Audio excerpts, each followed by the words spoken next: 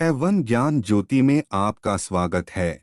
एक बार की बात है, महात्मा गौतम बुद्ध अपने भिक्षुओं के साथ जा रहे थे। तभी वह एक गांव से होकर गुजरे। गांव में काफी लोग आपस में बात कर रहे थे। महात्मा गौतम बुद्ध के पहुंचते ही वह लोग महात्मा गौतम बुद्ध को गंदी गंदी गालियां देने लगे। यह सुनकर महात्मा गौतम बुद्ध मुस्कुराने लगते हैं, किंतु उन लोगों से कुछ नहीं कहते। यह देखकर भिक्षुओं को गुस्सा आता है और वह महात्मा गौतम बुद्ध से पूछते हैं, बुद्ध आपने इसे कुछ कहा क्यों नहीं? यह लोग आपको लज्जित कर रहे थे, किंतु आप मुस्कुराते हुए मौन थे, ऐसा क्यों? महात्मा गौतम बुद्ध कहते हैं, तुम इन लोगों पर ध्यान मत दो, तुम अपने मार्ग पर चलो। तभी सभी भिक्षु चल देते हैं। उनके आगे चलने पर गांव के लोग भी पीछे पीछे चल देते हैं और उनको जोर जोर से गालियां देने लगते हैं। यह सुनकर भिक्षुओं को और भी गुस्सा आ जाता है। भिक्षु कहते हैं,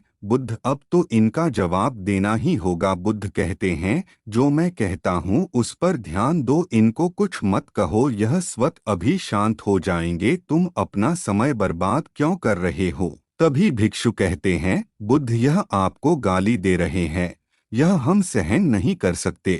तभी बुद्ध कहते हैं, यह लोग हमें गाली नहीं दे रहे हैं। भिक्षु कहता है, बुद्ध हम कुछ समझे नहीं, आप क्या कहना चाह रहे हैं? बुद्ध कहते हैं, चलो आगे चलकर सब समझ जाओगे। सभी लोग वहां से चल देते हैं और एक पेड़ के पास पहुंचकर नीचे बैठ जाते हैं। तभी बुद्ध कहते हैं, जो वहां दूर एक बाग दिख रहा है, वहां से एक आम ले आओ। तभी एक भिक्षु आम लेने के लिए चल देता है और कुछ देर बाद वह आम लेकर आ जाता है और महात्मा गौतम बुद्ध से कहता है, बुद्ध यह लो आम मैं ले आया हूँ।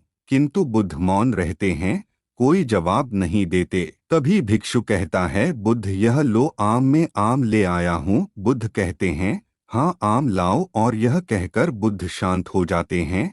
तभी भिक्षु फिर कहता है, प्रभु आम लो। बुद्ध कहते हैं, हाँ आम लाओ। यह प्रक्रिया काफी देर तक चलती रहती है, किंतु महात्मा गौतम बुद्ध आम को अपने हाथों में नहीं लेते हैं।